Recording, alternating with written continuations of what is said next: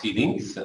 Ce que je vais créer, alors là, c'est logiciel tout entier, ou bien le langage Xilinx. Alors ici, je veux créer file, vous suivez, créer nouveau projet, new project where. Et dans ce nouveau projet, vous donnez un nom, par exemple EAI1. Voilà, EAI1 par exemple. Et là, vous avez le droit, si vous voulez travailler sur le VHDL, c'est bon. Si vous voulez travailler avec un problème de schéma, hein, vous voyez ici le schéma, d'autres c'est problème des circuits. Hein.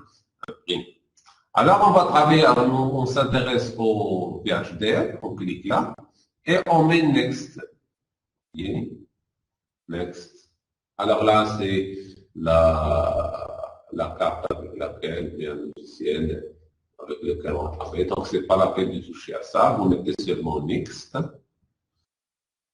Next aussi. Next. Voilà. Et Finish.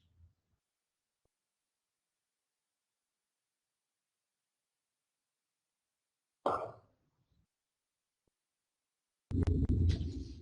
Alors là, sur cette partie-là, donc, vous pouvez cliquer ici.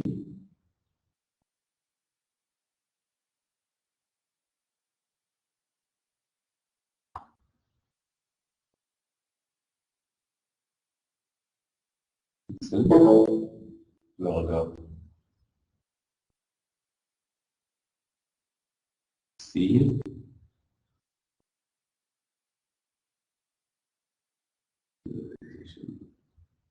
Alors, après avoir créé ça, qu'est-ce qu'on doit faire? On doit aller directement sur Source.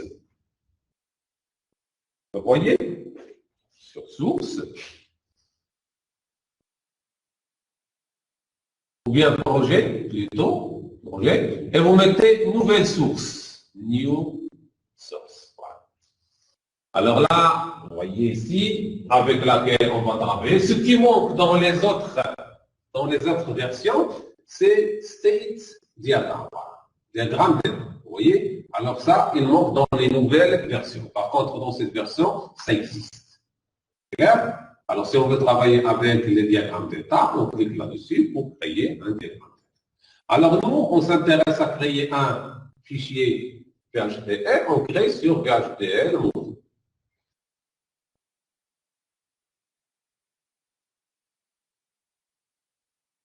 Et alors, si on crée on clique sur State, alors je vais vous montrer. State diagramme. Voilà, vous donnez un nom. Par exemple, AI 1, 2, par exemple, vous voyez, AI 2. Alors, vous mettez Next. Voilà le diagramme d'état. Ça, c'est l'éditeur pour tracer un diagramme d'état. Alors, vous voyez en haut, il y en a pas mal de choses. Voilà, des exemples de ces diagrammes ici. Voilà. Nombre de lignes, nombre d'états. Vous voyez, number of states. Vous voyez ici, number of states. Vous devez choisir avec géométrique ou bien en ligne, multi-colonne, ou bien une seule colonne. Alors, vous devez choisir ici. Ça dépend de, si on choisit par exemple ici états, vous voyez. Alors là, le nombre change. Voilà, par exemple, next. Alors là, c'est synchronise. On travaille avec le mot synchrone, next. Voilà. Donc ici, vous pouvez amuser à faire pas mal de choses et travailler là-dedans. Vous devez changer. Alors là, vous devez changer. Donc ça, c'est le reset qu'on a déjà vu, c'est-à-dire le reset asynchrone pour annuler tout entier. Vous devez l'enlever. Ça dépend de la première chose que vous avez le choix de votre graphe que vous avez choisi. Il y a les states, les transitions. Vous pouvez changer selon votre programme. Après avoir fait tout cela, vous devez mettre Statement, c'est-à-dire simuler. C'est clair? Lorsque vous simulez, vous aurez toutes les courbes qui vont donner ça. Alors, vous voyez ici, alors si vous voulez changer, à chaque fois, vous devez changer, vous devez supprimer. Voilà. Je vais supprimer ça. Je vais essayer de voir est-ce que j'ai déjà des fichiers ici pour vous montrer la simulation. Pour ce cas, d'accord.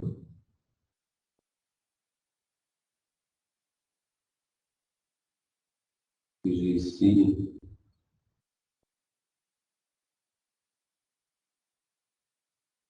Alors, je ne vais pas ici, malheureusement.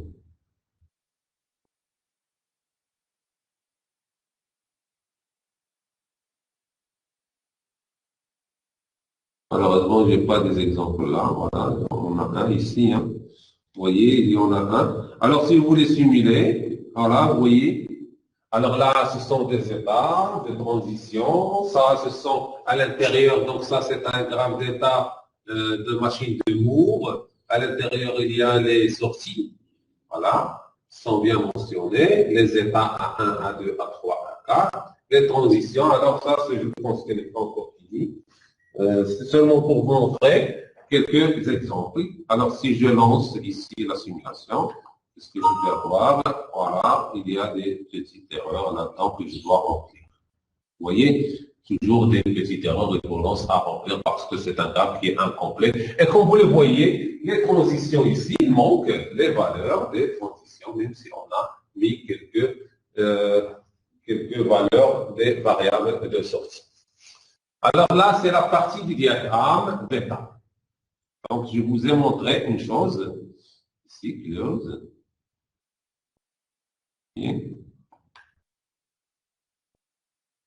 Donc, alors, je ne me rappelle plus parce que ça fait plus qu'1 an que je n'ai pas travaillé avec. Est-ce que c'est celui-là? Je vais voir.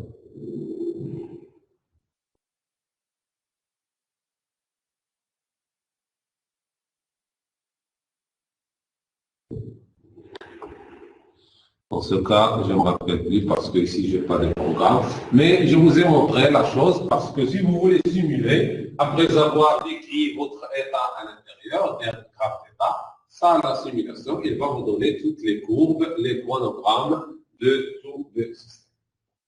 Alors maintenant, je vais vous montrer la partie de VHDL.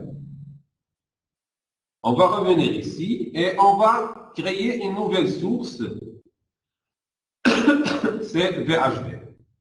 Alors, Project, New Source, on va créer le VHDL. Voilà, on clique sur le module VHDL module et on va mettre ici, par exemple, EAI3, par exemple, voilà le nom, et je vais mettre Next. Alors là, qu'est-ce qu'elle va vous demander pour le VHDL? Il considère que vous avez tout un circuit intégré là-dedans. Il possède les entrées et les sorties et les in-out en même temps. Alors là, vous devez nommer les noms des ports. C'est comme le cas d'un circuit, par exemple, une porte. On va traiter le cas d'une porte. On va prendre une porte A. Je vais écrire ici l'entrée de cette porte A, c'est A. Alors, l'entrée, c'est in. Vous voyez ici, l'entrée, c'est in. Alors, c'est une porte de B, alors qui possède 2 entrées, et qui possède une sortie C. Cette sortie, je dois changer ici pour mettre out, parce que c'est une sortie S. C'est une sortie de la porte A. Alors, dans ce cas, le C, puisque j'ai dit c'est une porte A, le C est égal à A que multiplie B, ou bien A and B. Après, qu'est-ce que je vais faire? Next. J'ai déjà défini les ports de ce petit circuit. Maintenant, je dois, voilà, vous voyez ici, notre circuit. Pin A, c'est in, pin B, c'est in, et C, c'est out. Donc, on a la sortie au point O sur la bouche C, et les entrées sur A et B. Maintenant, qu'est-ce qu'il nous reste à faire? À décrire ce C à quoi est égal par rapport à A et B. Voilà. Donc, qu'est-ce que vous voyez ici? Parce que moi, je ne veux pas commencer d'abord le cours avant de vous donner une idée générale sur le langage VHDL. Alors, vous voyez ici le langage VHDL. Donc, il est constitué, c'est quoi? C'est un langage de programmation, c'est vrai. Alors là, sur cette page-là, ce que j'ai fait ici, elle va me le donner sur là. Est-ce que vous avez remarqué? Le A et le B que j'ai rentré au début, elle l'a mentionné ici. A, B et C. In et out. Le nom que j'ai donné, c'est EAI3. C'est clair? Alors, la première chose que vous devez savoir pour ce langage-là, vous avez vu ici, il y a des moins. Alors, des lignes où il y a des moins. Ces lignes-là, ce sont des commentaires. Alors, si vous mettez un moins, c'est-à-dire deux moins, c'est-à-dire les gens qui mettent 3 ou bien 4, mais il suffit de mettre seulement deux moins, vous dites que cette ligne-là, vous avez fait un commentaire sur cette ligne. Alors, vous voyez, cette ligne-là, ce n'est pas une instruction, c'est un commentaire. C'est 4 lignes. C'est clair? Deuxième chose, qu'est-ce que vous avez pu voir? Vous avez pu voir qu'il y a une bibliothèque, librairie. Il a mentionné le nom d'une librairie. Pourquoi? Parce que pour lui, comment il va savoir le fonctionnement de certaines choses. Il va se baser sur des données qui sont stockées dans sa librairie. Dans ce cas, il va utiliser des librairies ici. Vous voyez, les librairies logiques, hein, voilà, arithmétiques, etc. sont des librairies et 3 heures. C'est clair? Alors là, on voit très bien qu'il y a des instructions dans ce langage. Première instruction ici, c'est librairie. Ici, use, c'est-à-dire vous demandez qu'il utilise cette librairie parce qu'on a plusieurs librairies. Use celle-ci, il y en a d'autres. Et là, vous avez remarqué aussi qu'il y a des instructions. Voilà, il y a ce qu'on appelle l'entité. L'entité, c'est le nom qui va donner à ce circuit, ou bien la description extérieure de ce circuit. L'entité EAI3 est constituée par des ports A, in, B, in et C, AND. Donc ça, qu'est-ce qu'il décrit l'entité? Il décrit seulement le nombre des ports entrants et sortants et le nom de votre circuit en général. Après, il y a une autre instruction qui vient l'architecture.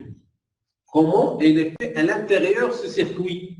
Ce circuit, comment il est fait? Alors là, où je dois décrire la variation, comment il est fait ce circuit à l'intérieur. Alors pour cela, qu'est-ce qu'il vous donne? Il vous donne un petit champ entre begin et end. Alors c'est là où vous devez écrire la description interne des fonctions de sortie en fonction des fonctions d'entrée. C'est clair? Alors là, je vais écrire par exemple, je vais venir là, begin, et je vais dire que c'est, pour lui, il ne fait pas égal, mais il dit affectation. Voilà, comme ça, on va voir ça plus tard. Affectation, comme ça, égal. Vous mettez A, and B. Point virgule. C'est comme ça qu'il va comprendre que la sortie C, c'est le produit ou bien logique de A et de B. Et vous mettez un point virgule. Dans ce cas, j'ai mis ici un petit exemple d'une porte A pour décrire ce qui va se passer. Vous voyez? Et comme ça, je dois sauver. Premièrement, je sauve. Sauve.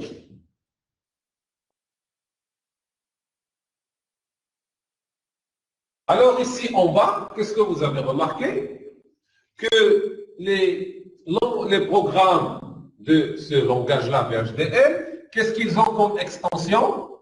VHDL. Alors, le nom .VHD. Vous voyez? Le nom .VHD. C'est une extension propre au langage VHD. Maintenant, on va essayer de voir ce qu'elle va me donner si je vais simuler. Alors, je vais venir ici.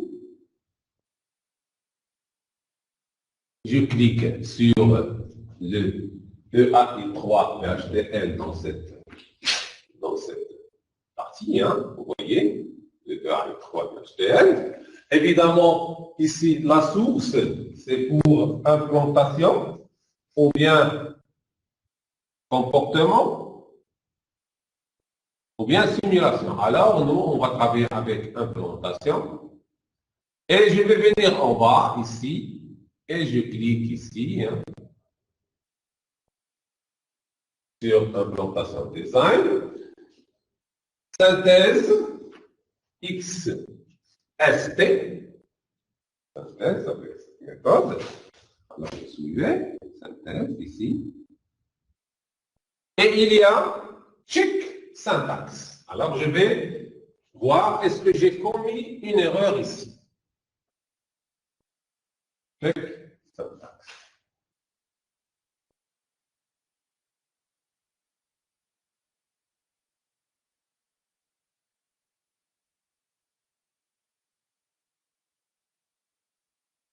Il n'y a pas d'erreur, donc toutes les réponses de ce que vous faites, ils sont là, en bas, dans ce champ-là. Vous voyez, completed successfully, c'est-à-dire la synthèse, le processus a été d'une manière. Bon. Alors après, je vais voir le schéma, parce que moi, je n'ai pas fait un schéma, mais j'ai donné un programme d'un schéma. Alors je vais voir. Je clique sur View RTL Scheme. Voilà, sur ça. Qu'est-ce qu'elle va me donner? Elle va me donner l'entité que j'ai fait, c'est un circuit intégré qui possède les entrées A et B et la sortie C. Je veux voir ce qui se trouve à l'intérieur. Je dois apporter ma souris et je clique là-dessus deux fois. Voilà, il va me montrer ce qui se passe à l'intérieur de ce circuit. Donc, ce n'est qu'une porte électrique. C'est clair? Alors, pourquoi je parlais de ça? C'est seulement pour vous donner une idée, parce qu'on va parler de ce logiciel, de ce langage-là, et on va parler des différentes instructions que vous devez utiliser lors de la programmation. Surtout avec M. Webb. C'est clair? S'il y a des questions, dans ce cas, c'est seulement pour avoir une idée sur ce logiciel, comment il fonctionne. Donc ça, c'est la synthèse avec XST, c'est ce qu'on a utilisé. Et comme ça, vous avez une idée générale sur ce langage. Alors là, j'arrête ce langage pour vous montrer les différentes instructions. Alors, je vais revenir alors en bas. Ici, et donc ça c'est le circuit, le fichier NGR, c'est celui-là. Si je veux revenir au circuit VHDL, je dois cliquer ici hein, pour revenir au fichier VHDL. Voilà, le fichier VHDL. Alors si j'enlève ce point-virgule, vous allez remarquer, alors si j'enlève ce point-virgule, qui se trouve ici, on va remarquer qu'il va vous donner une erreur, voilà. Voilà. Alors, je vais sauver. Et toujours ici, vous voyez ici, il y a différentes instructions. Je dois toujours aller sur les sources.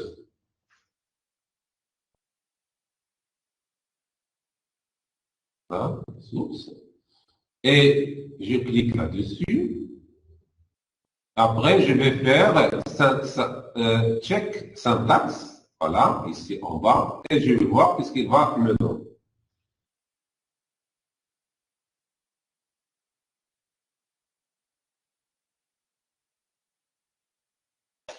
Qu'est-ce qu'elle va me donner?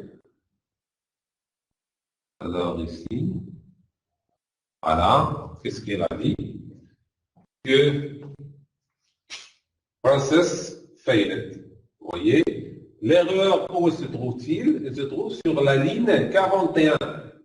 Alors, c'est-à-dire, toujours lorsqu'il vous donne le numéro 10, c'est-à-dire l'erreur se trouve juste avant. Alors là, j'ai oublié le point virgule. Vous voyez? C'est clair? Alors, toujours sur ce champ-là, il y a différentes choses à voir. Erreur. Hein? Et avertissement, TCL, find in file, view by category, view by name, ça dépend de... Alors là, est-ce que c'est clair? Maintenant, je passe parce que ça, ce n'est qu'un aperçu général sur le PHDL après avoir attaqué les syntaxes qu'on va les faire. Y a-t-il des questions? Alors là, je vais me débrancher.